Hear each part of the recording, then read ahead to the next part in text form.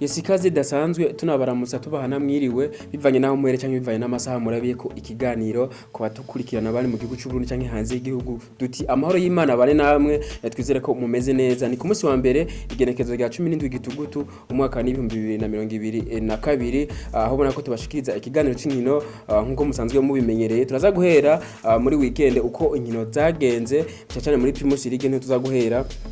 ku rundi ruhande ku mugabane wa Afrika turaza kubabwira inkino zimwe zabaye muri CAF Champions League ndetse na Confederation Cup aho bona ko Flambeau du Centre itaje kuba yoreka kabisa ku munsi wa gatanu iza gutsindwa no mugwa za Marek ibitsindo 5 kuri kimwe turaza kuba tubigaruka ko ku rundi ruhande ku mugabane wa Buraya turaza kubabwira uko inkino zagenze abona ko El Clasico mu gihugu cy'u Faransa ndetse no mu gihugu ca Espagne abona ko vyari bimeze neza turaza kuba tubigaruka ko tubabwire ido nido uko inkino zagenze ragenda zimwe na cyane ko ubona ko haba ari inkino nyinshi cyane muri ya mahiganwa atanu musanzwe mukunda cyane nuko tubaha ikaze tunabasaba gufitana subscribe nko mwama mubikora ku batarabikora cyane ndetse mufyonde na like kugira ngo mubandanye mubona notification zacu zo kuri Gitega Entertainment TV nuko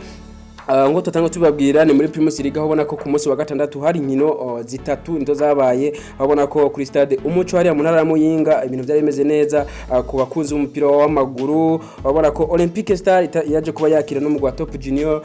za kuba igitsindo kimwe kabisa uno mugwi wa Olympic Star ibintu byatangaje benshi kubona ko Top Junior za kuba no mugwi wa Olympic Star hari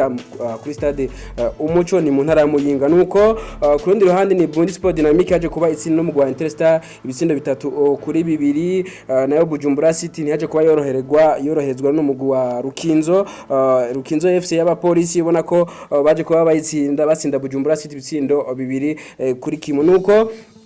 kuri uyu w'Imana ni ku munsi wejo Atletico niyo iraje kuba itsinda no mugwi wa Magarango Boys ibitsindo bibiri kuri kimwe nayo kuri stade Ingoma mu ntara Gitega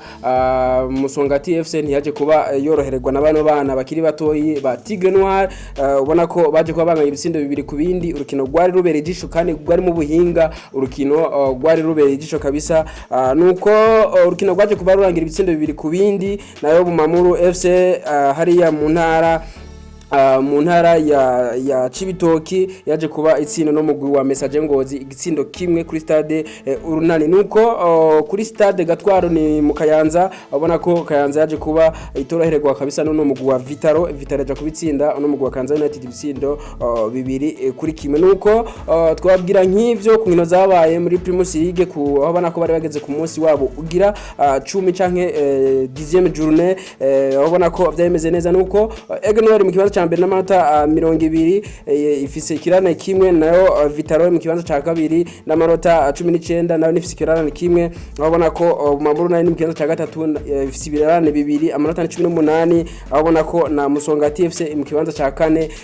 nta kirane ifise amanota 18 nuko twabwira nk'ivyo Magarango Boys ragiramiwe ifise amanota 5 n'ikirane kimwe abona ko Tigre Noir mu kibanza ca 10 na gatanu n'amanota 5 nta kirana na kimwe ifise birumvikana nuko twabwira nk'ivyo muri Primus League nayo ku mugabane wa Afrika ngo tutago tubabwira ni za Coupe de la Confederation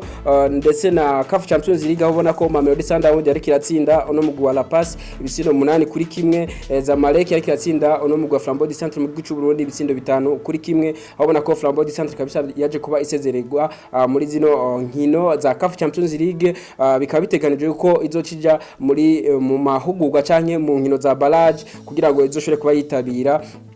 inkino za Coupe de la Confederation nuko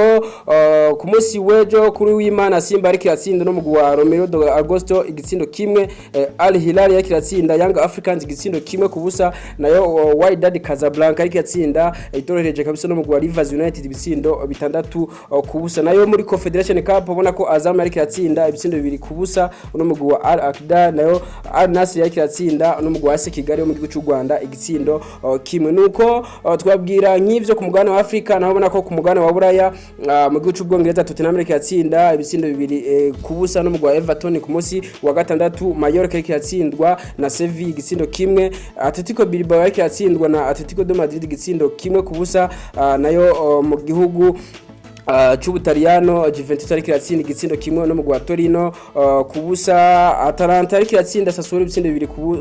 kuri kimwe na Bundesliga. Muri Bundesliga birumvikana ko ari mu c'Ubudagi Frankfurt ariko iratsinda no mugwi wa Borussia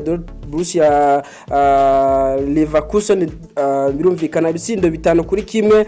Nayo Leipzig yariko iratsinda no mu gwa Hertha Berlin ibitsindo bitatu kuri bibiri. Wolfsburg yariko iranganya ibitsindo bibiri ku bindi no mu gwa Borussia Mönchengladbach. Twabwira nk'ivyo inkino zabaye ku munsi wa gatandatu. Nayo ku munsi wejo aho bona ko byari bimeze neza ku mugane wa Buraya. Aston Villa yariko iratsindwa na Chelsea ibitsindo bibiri kubusa. Arsenal yisubiza mu kibanza ca mbere kabisa yigumizayo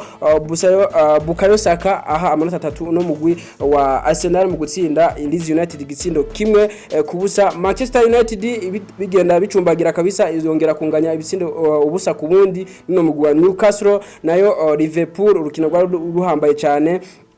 iza kuba itsinda no mugwa Manchester City igitsindo kimwe aho bona ko cinjijwe no mugabo azi ku izina rya Mohamed Salah igitsindo kabisa cyaje kuba kiboneka abikenewe aho bona ko no mugabo Jurgen Klopp yaje kuba kabisa aronka ikarata itukura kuri no rukino.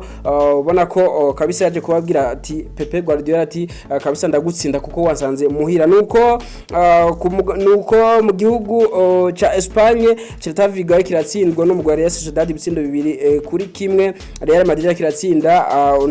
no mugwi FC Barcelona ibitsindo bitatu kuri kimwe. El Clasico kabisa ubona igira amajana 250 mu gihugu ca Espagne. Abona ko Karim Benzema afataganije ndetse na Federico Valverde ndetse na Rodrigo baza kuba baha intsinzi amanota 3 no mugwi wa Real Madrid kabisa. Abona ko aribo baje kuba batsinda bino bitsinde bitatu. Nayo ku ruhande rwa FC Barcelona igitsindo kibacindijwe n'umusore azukizina rya Ferran Torres. Abona ko ino Real Madrid yaje kuba yisubiza mu kibanza ca mbere ni mu gihe bari banganye amanota 22 ariko kuva ku munsi wejo Real Madrid mu kibanza ca mbere n'amanota 25. Umumva ko FC Barcelona ikiba mu kibanza ca kabiri n'amanota 22. Nuko iyo El Clasico kabisa ubona ko yavugishije abatari bake. Turaza kuba tubigaruka ko Napoli yeza kuba itsinda no mugwa Bologna ibitsindo bitatu kuri bibiri. Nayo Hellas Verona iza kubitoroherwa no mugwa AC Milan mu gutsindwa ibitsindo bibiri kuri kimwe. Bundesliga Bayern Munich iraze kuba itsinda no mugwi Freiburg ibitsindo bitanu kubusa. Murumva ko bitari byoroshe. Nayo mu gihugu c'ubu Faransa Toulouse yaje kuba itsinda ibitsindo bitatu kuri bibiri kabisa. Paris Saint-Germain ni El Clasico mu gihugu c'ubu Faransa iza kuba itsinda igitsindo kimwe no mugwi wa Olympique de Marseille. Ni El Clasico iba irindiranye na beshi hariya mu gihugu c'u Faransa. Neymar Junior aza kubatsinda igitsindo ndetse ahawe ipase iva mu gitsindo nuno musore azukizina rya Kylian Mbappe. Ni pase ya mbere y'uno mugabo Kylian Mbappe atanze muri no season. Nuko turangirize kuri zino nkuru zigana zivugwa hirya hino na cyane kuri no El Clasico igira amajana 250 mu gihugu ca Espagne. Twababwira nk'ivyo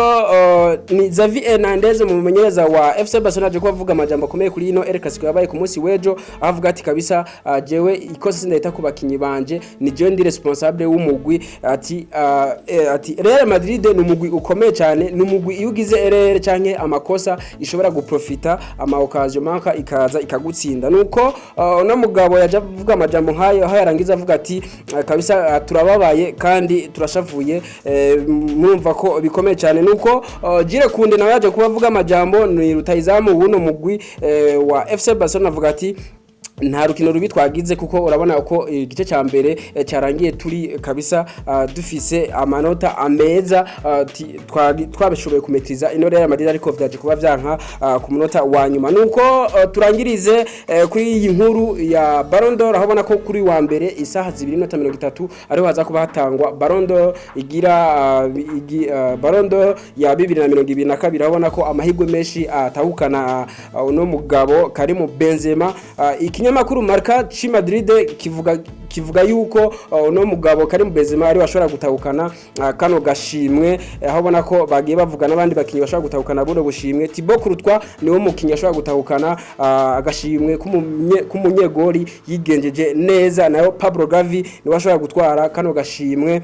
kano gashimwe k'umukinya kiri mutoyi yitwaye neza umuntu mwaka uheze ubona ko afite imyaka 18 nuko tubashimire cyane mwebwe mwese mwakoze kubara natwe muri kino kiganiro twizere ko za guhura mu biganiro byacu byo hanyuma ciao ciao